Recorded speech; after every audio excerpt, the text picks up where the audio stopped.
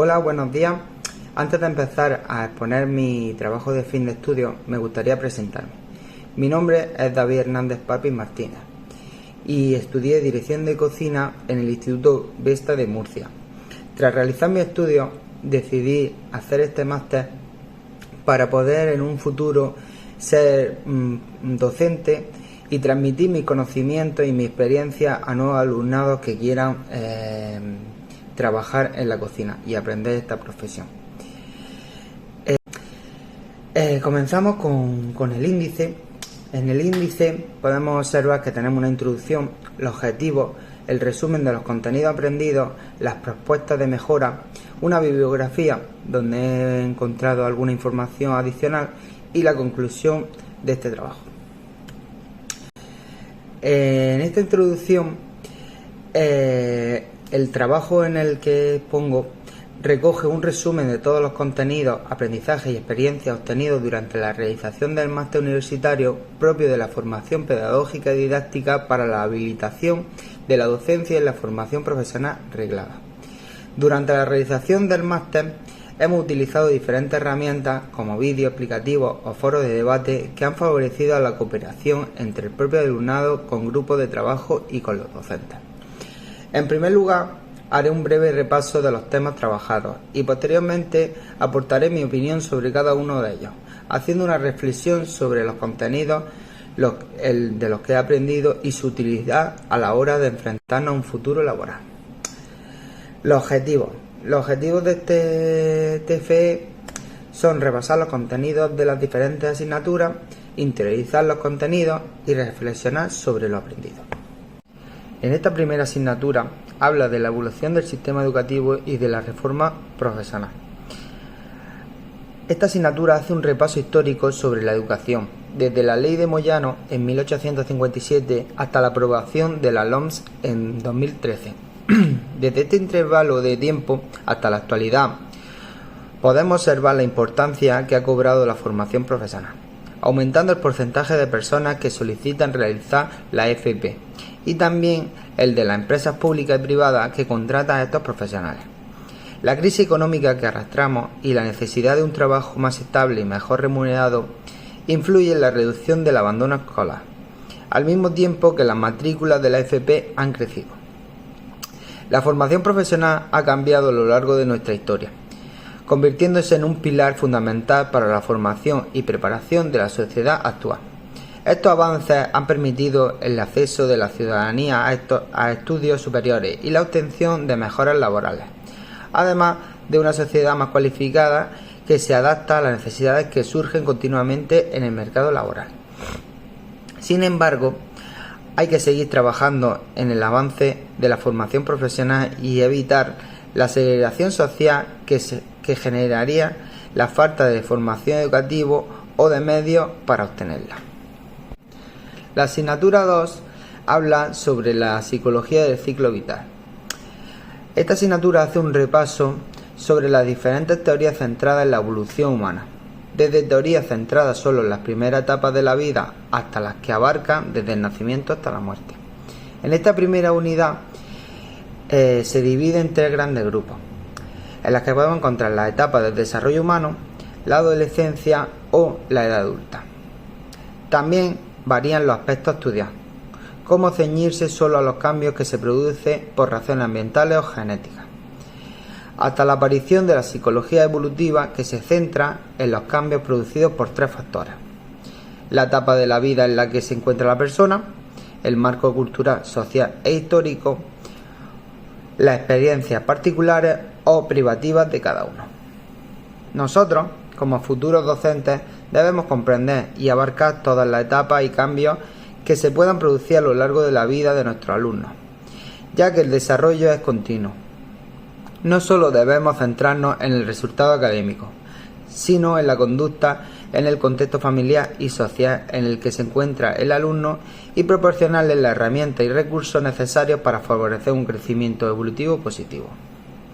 El docente puede suponer una figura muy importante para el alumno en el desarrollo del autoconcepto, la autoestima, el cual debe analizar qué metodología y lenguaje verbal y no verbal puede utilizar en cada situación para obtener un resultado positivo del alumno. Uno de los agentes principales que influyen en el desarrollo del alumno es la familia, con la cual el docente debe coordinarse para evitar problemas en el desarrollo del chico o la chica.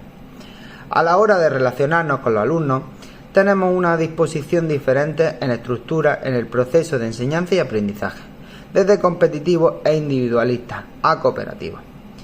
Con esta última podemos crear un ambiente de colaboración entre todos los agentes implicados y conseguir un clima positivo en el que trabajar y aprender a socializarse de forma correcta, formando parte de un grupo en el que se puede aprender y enseñar a los demás.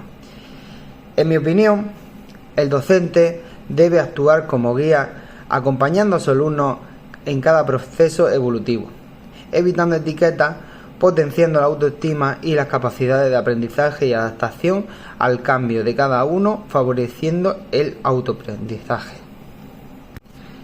En la asignatura 3 hablamos del aprendizaje y personalidad en contextos educativos.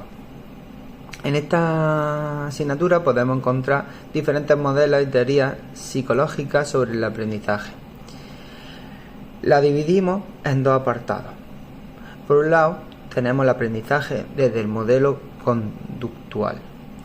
Este apartado se centra en el significado de aprendizaje y las diferentes formas y metodologías para aprender, como son el condicionamiento clásico, el condicionamiento operante o el aprendizaje por observación. Por otro lado, tenemos el aprendizaje desde el modelo cognitivo. A diferencia del aprendizaje del modelo conductual, el aprendizaje desde el modelo cognitivo se centra en la forma en la que procesamos la información.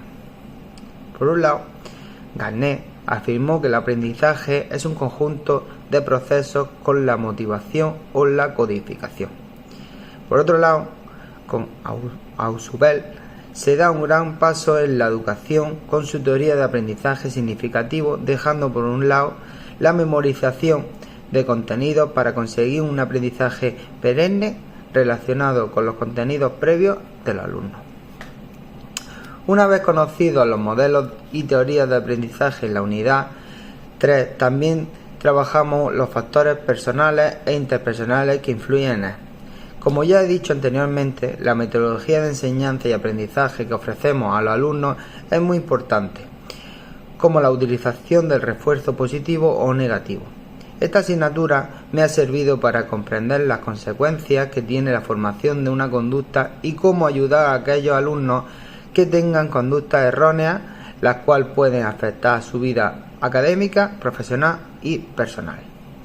También da la importancia que se merece a temas como la motivación que debemos proporcionar al alumno y ofrecer recursos necesarios para llevar a cabo un aprendizaje significativo.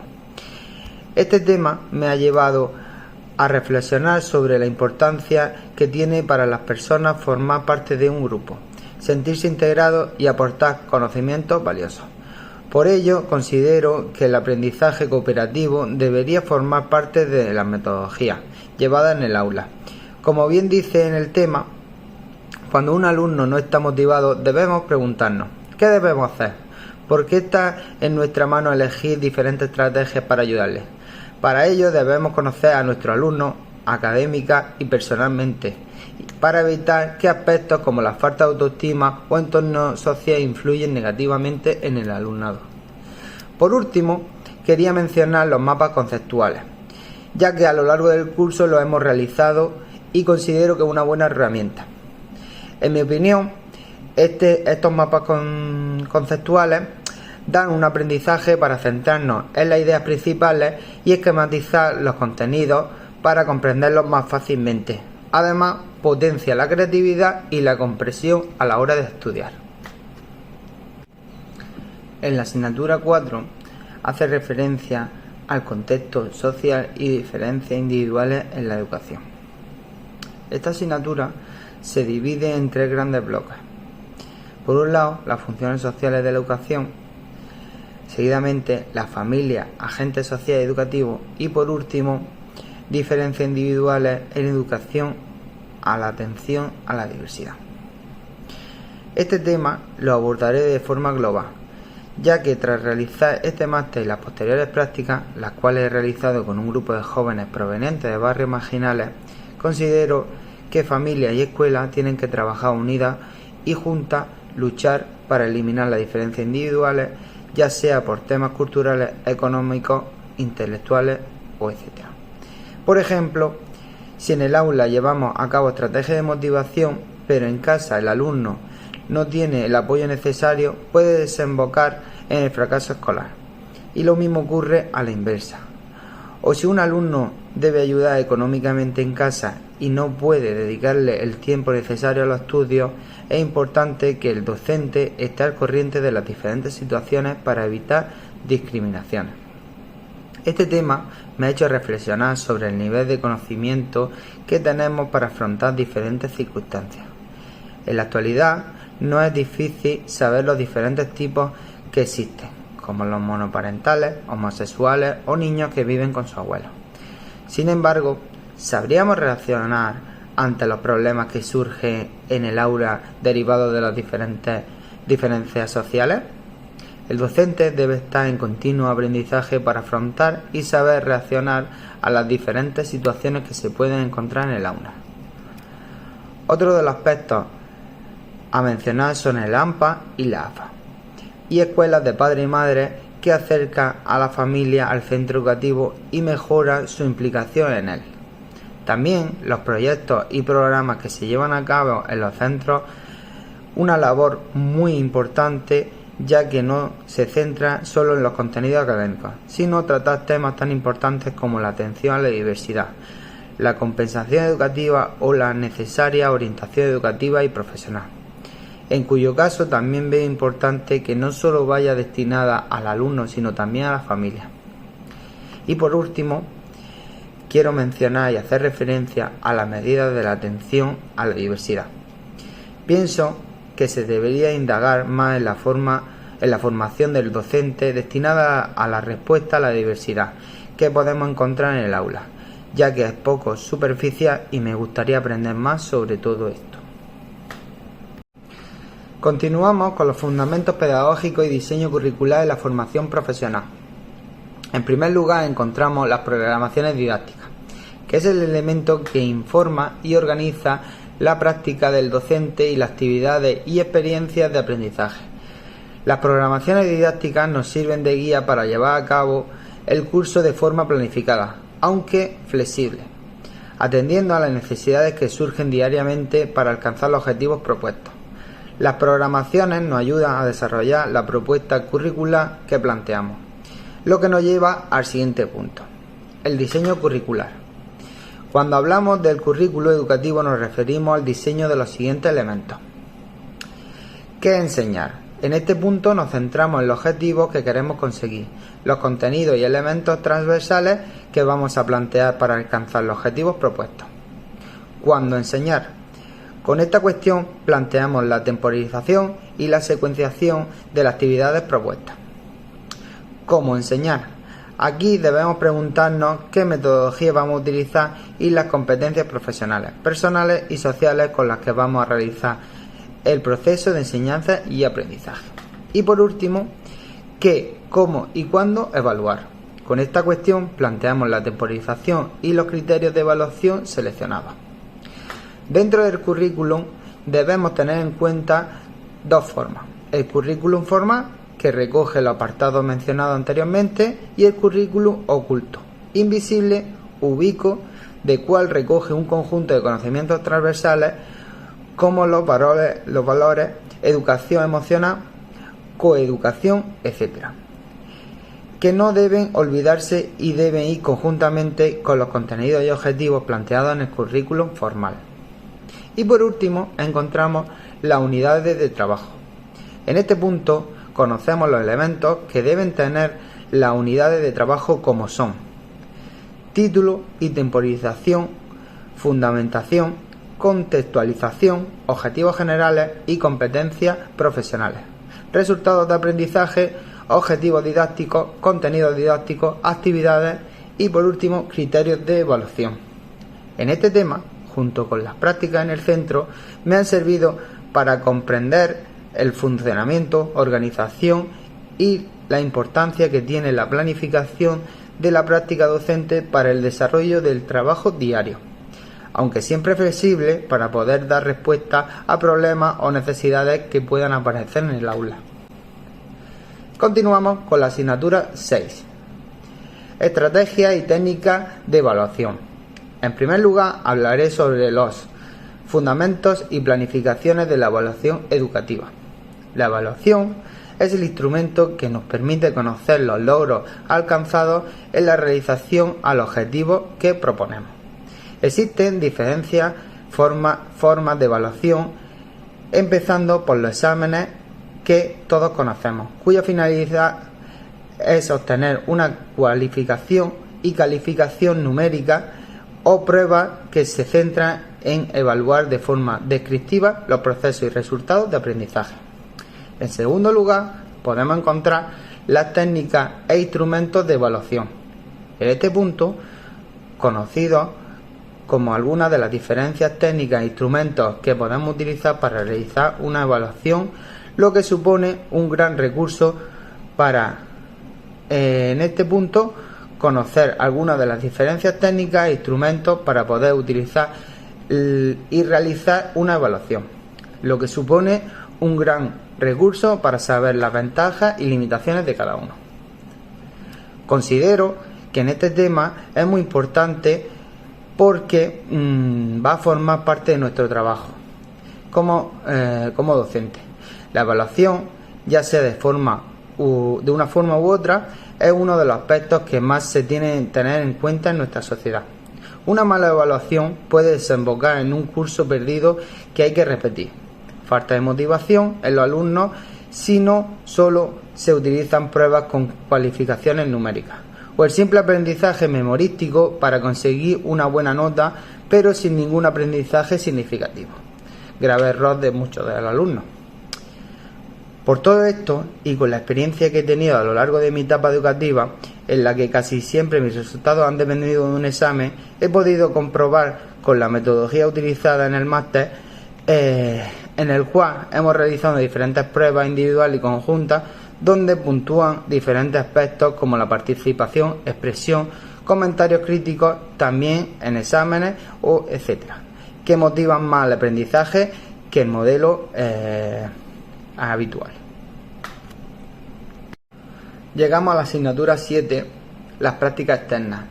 Para mí, una de las asignaturas más importantes como docente, ya que me ha hecho experimentar de primera mano cómo manejar una clase y cómo llevarla a cabo.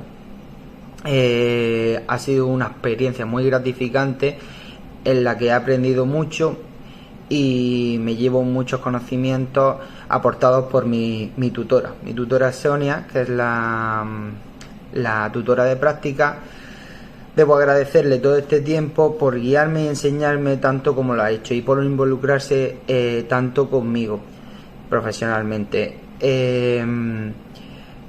También de decir que gracias a ella he podido impartir diferentes clases, tanto teóricas como prácticas, siempre aconsejándome y corrigiéndome en errores que he podido cometer, pero me ha guiado muy bien y me he sentido muy cómodo en todo este tiempo. Además, con ella tuve la oportunidad de hacer burocracia sobre las prácticas de los alumnos e incluso visité centros junto a ella para visitar alumnos y firmar los papeles de práctica y hablar con los propios jefes de diferentes restaurantes. Todo eso me aportó mucho más para tener una amplia experiencia en un futuro. Así que en definitiva muy agradecido y muy contento por esos meses de... Pasamos a la asignatura 8, orientación académica y profesional. En este tema lo dividimos en tres grupos. En primer lugar, la acción tutorial.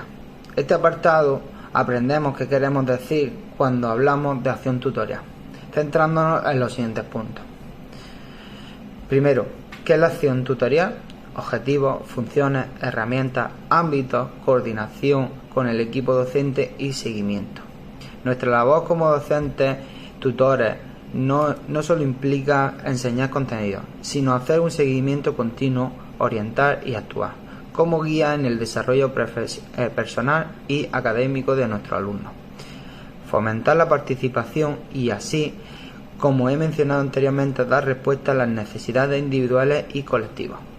En este apartado quiero hacer hincapié en la observación, ya que me parece una herramienta muy valiosa para conocer y acercarnos a nuestro alumno, el cual no siempre tiene la facilidad de hablar de sus dificultades o simplemente no las conoce, y la observación nos puede facilitar la intervención como docentes y tutores. Por otro lado, la forma de comunicarnos con el alumno debe ser la correcta, además de enseñar estrategias de comunicación, motivarles, utilizar herramientas para favorecer su autoestima y evitar actitudes discriminatorias.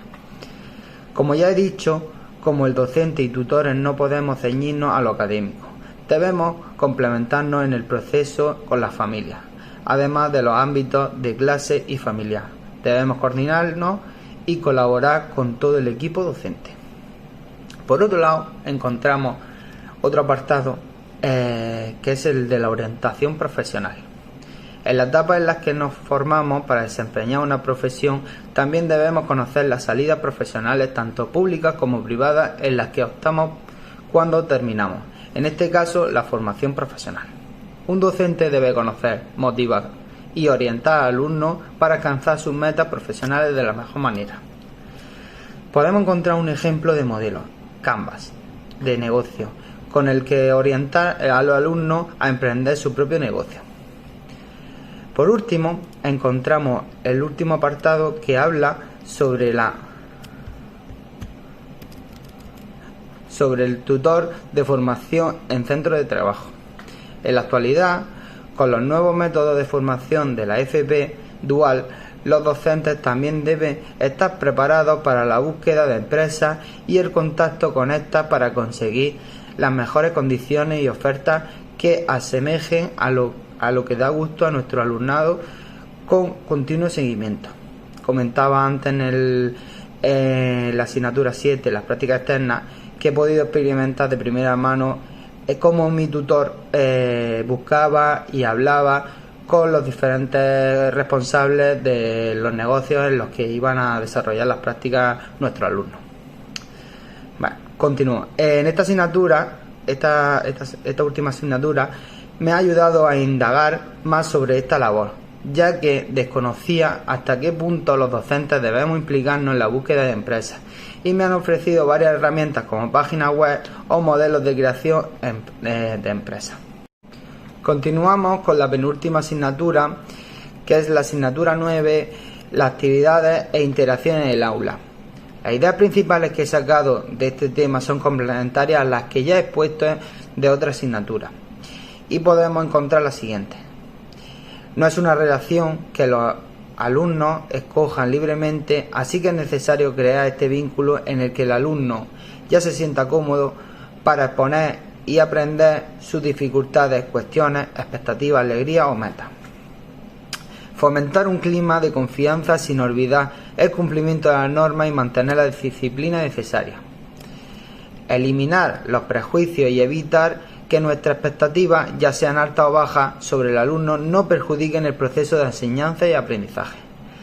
El docente es una referencia en la que suele fijarse en los alumnos, por tanto, hay que tener en cuenta una actitud ejemplar. La forma de distribución del aula o la utilización de varias influye en la interacción de los alumnos, y debemos tener en cuenta los objetivos y contenidos que planteamos para utilizar la mejor distribución. En cuanto a las técnicas de corrección de errores, considero que la más beneficiosa sería la técnica de retroalimentación lingüística, ya que potencia el desarrollo de razonamiento, y si el alumnado no consigue encontrar el error, utilice otras técnicas. El docente debe guiar y preparar al alumno a aplicar contextos reales los conocimientos que ha aprendido, además de ayudarnos a diseñar diferentes tipos de actividades para aprender que nos sirven para llevarla a cabo dentro del aula. Por último, nos encontramos con la asignatura 10, Innovación e Iniciación a la Investigación Educativa.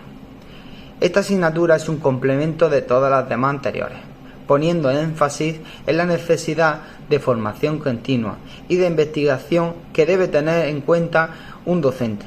Es decir, para llevar a cabo todos los contenidos que hemos aprendido durante el máster, es necesario innovar y tener la motivación para seguir aprendiendo y enseñando. Un profesor que lleva ejerciendo la docencia 20 años no puede dar los mismos contenidos ni utilizar las mismas estrategias que entonces, pero si utiliza sus conocimientos previos y experiencia para innovar, será mucho mejor. También vivimos cambios continuos en la sociedad a la que el docente debe adaptarse y conocer las metodologías emergentes e innovadoras que pueden facilitar el proceso de enseñanza y aprendizaje. Un ejemplo claro de estas son cambios de las aulas TICs o el casi obligatorio inglés para desempeñar cualquier trabajo.